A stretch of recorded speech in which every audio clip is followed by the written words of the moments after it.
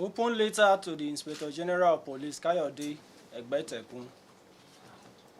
My dear IGP, arrest Nyesom Wike now with a warrant of arrest.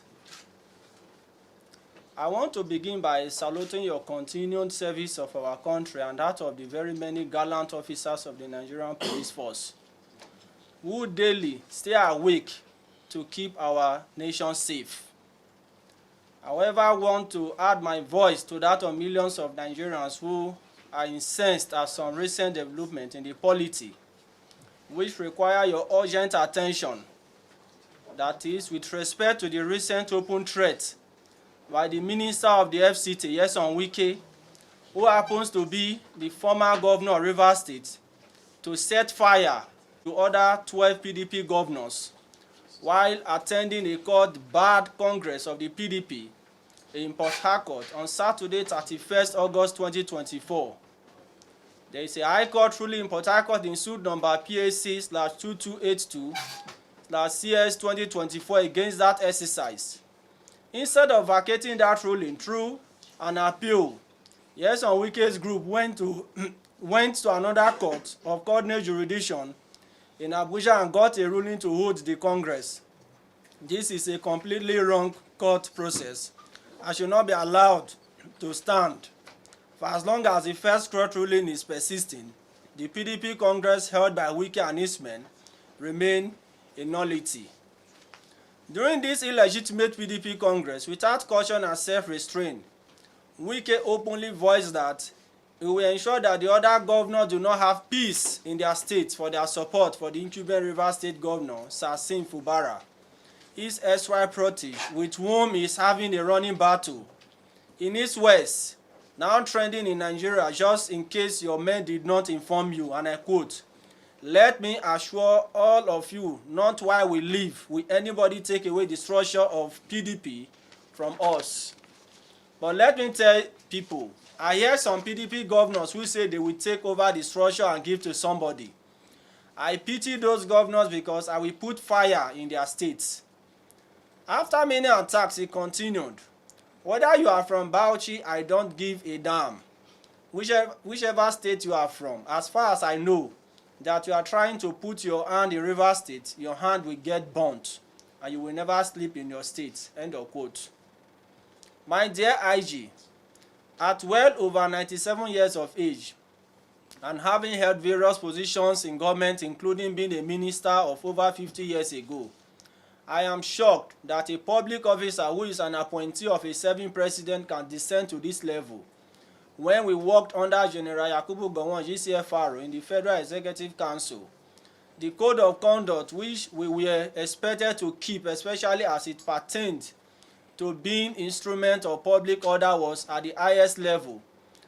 A flagrant disrespect on the person of President Bola Ahmed Tinubu, GCFR, who appointed him, and a threat to public peace.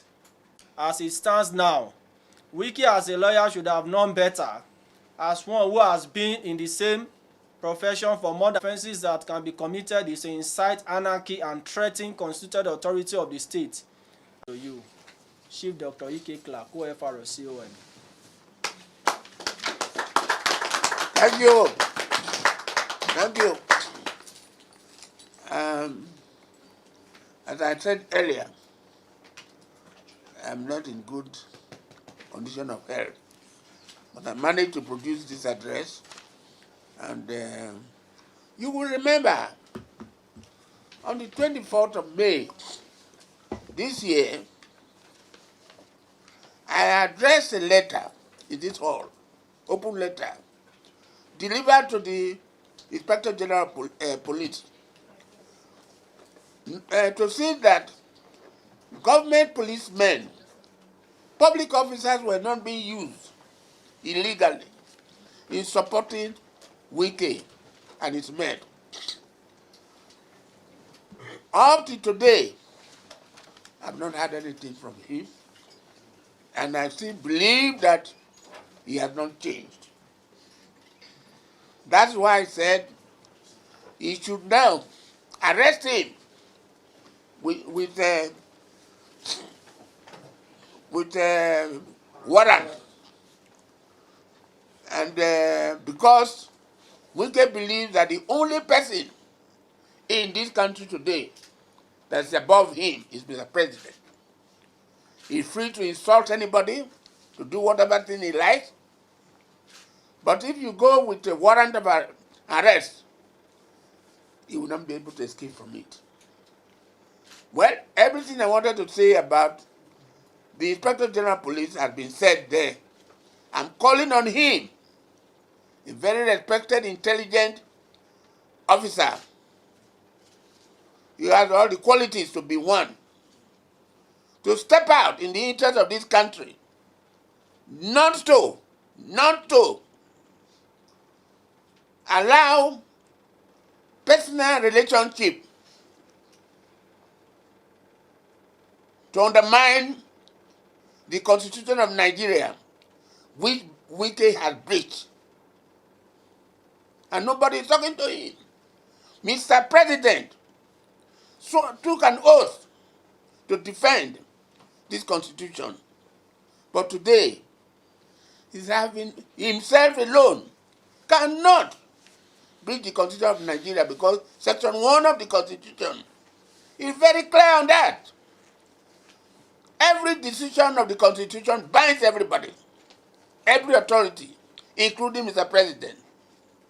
But for him today to run a blind eye and allow one of his ministers to make a mess of this country, today ministers that have been automatically removed by the Constitution by moving to APC are still parading themselves as members of the House of Assembly, with the Speaker acting, harassing the governor, taking him to all sorts of courts. Today, Wike is controlling all the judiciary. He does whatever he had one judge, Motoshaw, who is giving all the decisions. But the situation is very clear. Section 109 of the Constitution is very clear. PDP is intact. PDP had its neck meeting on the 18th of April. Wike attended. Governor Fulbright attended. The chairman of board of trustees attended. The acting chairman attended. So where is the breakage? The secretary attended. But today, Wike is saying that they are still members. What have they done? They now said that the 27 members did not properly resign from PDP.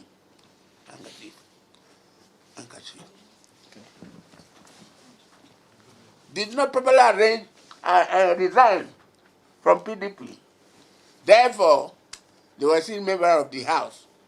It is this case of retaining these people as members of PDP that they wrote a letter to the Court of Appeal, counteracting the one written by the legal advisor of the party. What a deviant fellows. Wike is already dancing naked in the marketplace, with one leg in APC, with the other leg in PDP. But he had failed and will be consumed. Could you imagine? Wike recently insulted the members of the board of trustees, starting with the chairman, Senator Wambara, who was number 3 man in Nigeria during Obasanjo's time, was the president of the Senate. When Wike was in school, or he was just doing some little jobs. He called him after that conference meeting. The chairman of the board of trustees, Wambara, stood up to make a speech at the next meeting that they should look into all cases of infringements, people around the party. 5 days after, One brother received a letter written in red ink by Wike to him. And he said, Wambara, Haba, how would your late wife feel now that you are embarrassing yourself and that of your family? You are a disgrace to your generation. The River State issues matter will consume you in writing. And I've already secreted. Recently again, I encouraged them to meet the governor in River State, and they did. About 12 of them, past governors, past senators, and so on. They were all there, and it was agreed that the board of trustees should try everything to bring them to bring the party together. Wike said he will never attend any meeting of the board of trustees. They are pariahs, that they and so forth, abusing everybody. And some people are saying that, oh, there should be a reconciliation committee. To do what? To do what? So I thought Wike has gone beyond. He has something else about this structure. Whether his own structure is money, he's stored in River State, which he must protect, or something else. Otherwise, as properly explained by Chief Ada George, he spoke to me that he was, as I said in paper, that he was a member of Okilo's government, the first civilian governor. When Okilo left, he became the governor, and he inherited the structures. When he left, Odili was his deputy. He handed over them to him. But meanwhile, Warning Bata came, as I explained in my paper, that Wike should be taken as the chairman of Obiakpo Local Government Council because he was working very hard as a sergeant bail lawyer there, collecting rent. And it was made by Odili because he couldn't make it before the coup took place. Now, this same man was handed over the structures to Amechi. Amechi then Wike became Amechi's chief of staff, who took over the structures when Jonathan and his wife imposed Wike on our people as governor of River State. So he is saying now that he will protect these structures until his death. But he had earlier told us that the main reason for keeping the structures is because he wanted to give, he wanted President Tinubu to win in 2027. If he's saying that he will choose the structures until he's dead, it means there's something more than that. That's why I'm calling on the police, Inspector General of Police, to investigate. Nobody is above the law. Otherwise, Nigeria will soon be facing additional trouble. The youths of those 13 states are not going to keep quiet and allow Wike to burn their states.